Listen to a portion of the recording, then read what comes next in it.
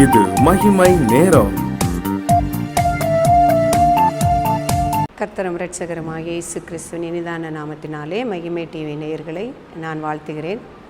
இந்த நாட்களிலும் பரிசுத்த ஆவியானவரை குறித்து நாம் அவருடைய சத்தியங்களை குறித்தும் நாம் தியானித்து வருகிறோம். பரிசுத்த ஆவியானவருடைய அபிஷேகம் வல்லமையை பெற்றுக்கொள்ள நாம் என்ன செய்ய வேண்டும்? அவர் நம்மிலே வரும்பொழுது அவர் செய்யக்கூடிய கிரியைகளை குறித்து நாம் தியானித்தோம். அவர் வரும்பொழுது விடுதலை உண்டு என்பவையெல்லாம் குறித்து நாம் தியானித்தோம். ஆவிக்கேற்றபடி நாம் எப்படி நடந்து கொள்ள வேண்டும்? இந்த நாளிலும் பரிசுத்த ஆவியானவருக்கு விரோதமாக நாம் எப்படி நடந்து கொள்ள கூடாது, நாம் எப்படி நடந்து கொள்ளும் பொழுதெல்லாம் அவர் துக்கப்படுவார், அவர் விசனப்படுவார் என்பதை குறித்து நாம் வேதத்திலிருந்து சில வசனங்களை நாம் தியானிக்க இருக்கிறோம். எபேசியர் 4ஆம் அதிகாரம் 30ஆம் வசனத்திலே பார்க்கும் பொழுது, நீங்கள் மீட்கப்படும் நாளுக்கென்று முத்திரையாக பெற்ற தேவனுடைய பரிசுத்த ஆவியை துக்கப்படுத்தாதிருங்கள். ஆம், நாம் இயேசு கிறிஸ்து 2ஆம் வருகையின் பொழுது நாம் மீட்கப்படும்படியாக பரிசுத்த ஆவியானவர் நமக்காக ஒரு முத்திரையை கொடுத்திருக்கிறார். அந்த மீட்கப்படும் நாளுக்கென்று முத்திரையாக கொடுக்கப்பட்ட அந்த பரிசுத்த ஆவியானவர். இதே எபேசியர் 1ஆம் அதிகாரம் 13ஆம் வசனத்திலே வாசிக்கும் பொழுது, நீங்களும் உங்கள் இரட்சிப்பின் சுவிசேஷமாகிய சத்திய வசனத்தை கேட்டு விசுவாசிகள் ஆனபோது வாக்குத்தத்தம் பண்ணப்பட்ட பரிசுத்த ஆவியினால் அவரால் முத்திரை போடப்பட்டீர்கள் என்று வாசிக்கிறோம். பரிசுத்த ஆவியினாலே நாம் அந்த நித்திய ஜீவனுக்குள்ளாக செல்வதற்காக மீட்கப்படும் நாளுக்கென்று முத்திரை போடப்பட்டிருக்கிறோம். அந்த பரிசுத்த ஆவியை நாம் துக்கப்படுத்தக்கூடாது என்று நாம் இந்த பவுல் அப்போஸ்தலர் எபேசியருக்கு எழுதின நிருபத்திலே நாம் சொல்லியிருக்கிறதை நாம் வாசிக்கிறோம். அப்போது நம்மிடத்திலே காணப்படுகிற எந்த பழக்கங்கள் அவரை துக்கப்படுத்துகிறது என்று தியானிக்கும் பொழுது, நம்முடைய உள்ளத்திலே காணப்படுகிற துர்க்குணங்கள், அதாவது நீங்கள் ஆலயமாக இருக்கிறீர்கள், பரிசுத்த ஆவி உங்களிடத்தில் வாசமாக இருக்கிறார் என்று வாசிக்கிறோம். அவர் நம்முடைய உள்ளத்திலே வாசமாக இருக்கும் பொழுது நம்முடைய உள்ளத்திலே காணப்படுகிற துர்க்குணங்களின் நிமித்தம் அவர் துக்கப்படுகிறார்.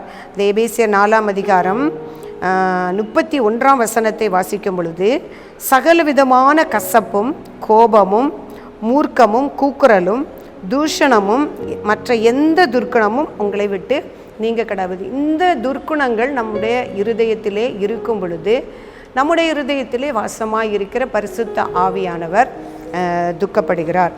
பரிசுத்த ஆவியானவரை உதாசீனப்படுத்துதல், அதாவது பரிசுத்த ஆவியானவர் நம்மை கண்டித்து உணர்த்துவார் என்று நாம் தியானித்தோம். நம்முடைய வசனங்கள் அவருடைய வசனங்கள் நம்முடைய இருதயத்திலே இருக்கிறது. அவர் ஏற்ற வேளையில் அவருடைய வசனங்களை நினைப்பூட்டுவார், நம்மை கண்டித்து உணர்த்துவார். அப்படி உணர்த்தும் பொழுது, கர்த்தருக்கு சித்தமில்லாத ஒரு காரியத்தை நாம் செய்ய முற்படும் பொழுது அவர் பலமுறை நம்முடைய இருதயத்திலே பேசி கண்டித்து உணர்த்தி நாம் அவரை உதாசீனப்படுத்தும் பொழுது அவர் துக்கப்படுகிறார்.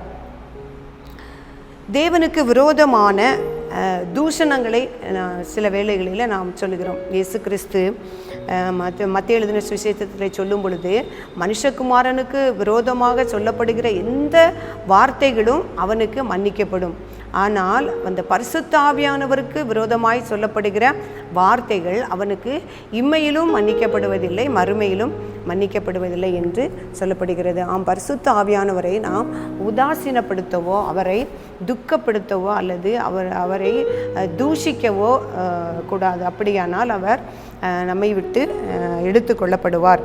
அடுத்தது பரிசுத்த ஆவியை விசனப்படுத்துதல் கூடாது. அந்த இஸ்ரவேல் ஜனங்களுடைய தேவன் அவர்களை வழி நடத்தின பொழுது அநேகந்தரம் அவர்கள் தேவனை பரீட்சித்தார்கள் என்று நான் பார்க்கிறோம். அவர்கள் கலகம் பண்ணி பரிசுத்த ஆவியை விசனப்படுத்தினார்கள். அப்பொழுது அவர் என்ன செய்தாராம்? அவரே சத்ருவாக மாறி அவர்களோடு கூட யுத்தம் பண்ணினார் என்று வாசிக்கிறோம். அவர்கள் கர்த்தருடைய வழி நடத்துதலையும் கர்த்தருடைய ஆவியானவருடைய சித்தத்தையும் அறியாதபடிக்கு அதை உதாசீனப்படுத்தி அதை விசனப்படுத்தும் பொழுது அவரே சத்ருவாக மாறி அவர்களை சிறையிருப்பின் கையிலே ஒப்பு கொடுத்தார் என்று நாம் பார்க்கிறோம். ஆகையால் அவரை நாம் என்ன செய்யக்கூடாது? நம்முடைய முரட்டாட்டத்தின் நிமித்தம் அவரை விசனப்படுத்தக்கூடாது.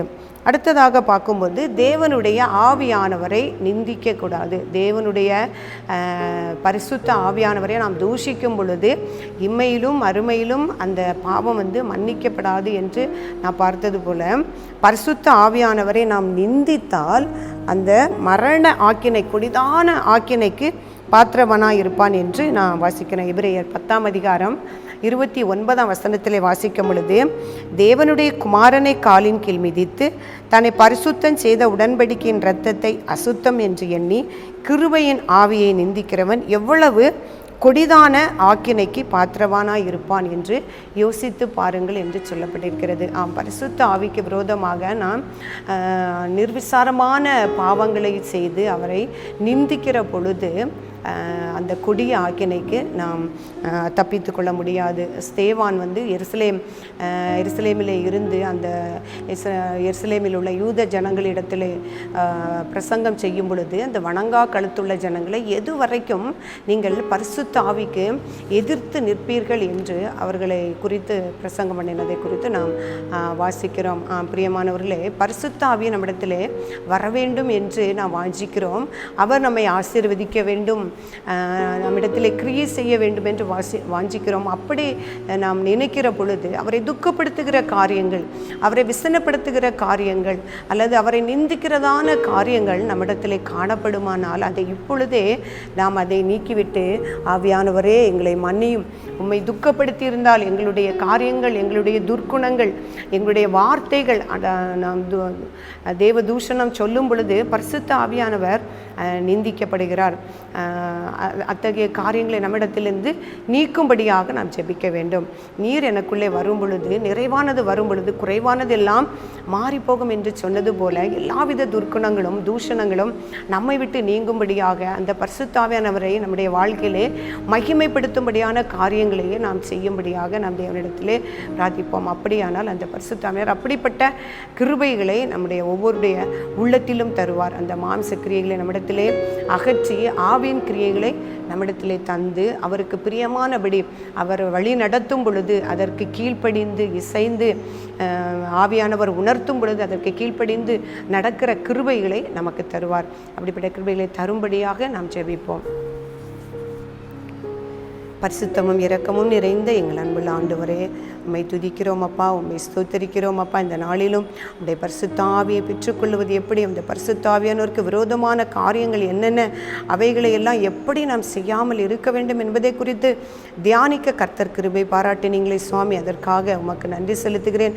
எந்த சூழ்நிலையிலும் ஆண்டவரே, பரிசுத்த ஆவியானவரை நாங்கள் பெற்றுக்கொண்ட பரிசுத்த ஆவியானவரை துக்கப்படுத்தி விடாதபடிக்கு, அவரை விசனப்படுத்தி விடாதபடிக்கு, அவருடைய வார்த்தைகளுக்கு கீழ்ப்படிந்து அவர் எங்களுக்கு உணர்த்தும் பொழுது கீழ்ப்படிந்து பாவத்தை விட்டு விலகி பரிசுத்த பாதையிலே நடக்க கர்த்தர் எங்களுக்கு உதவி செய்யும்படியா ஜெபிக்கிறோம் அப்பா. எங்களை தாழ்த்துகிறோம், ஒப்பு கொடுக்கிறோம்.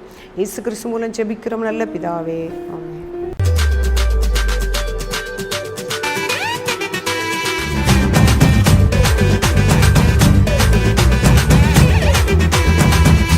மகிமை